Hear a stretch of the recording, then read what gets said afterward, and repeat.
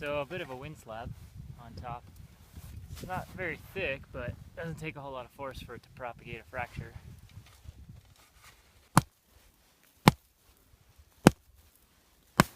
Alright, so with 30 taps, so hard force,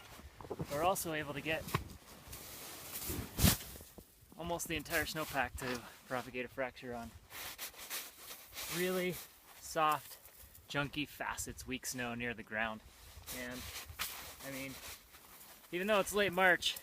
these things are still well-developed facets near the ground, and so in shallow areas like this, where, you know, even only 6 feet, we still have weak snow near the ground, and certainly it's becoming, or it is really hard to trigger those deeper layers. But as we progress through the spring, it's really important to pay attention to our weather,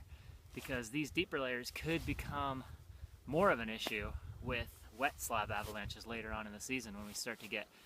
multiple days of above freezing temps and water starts moving through the snowpack and affecting those deeper, weak snow layers.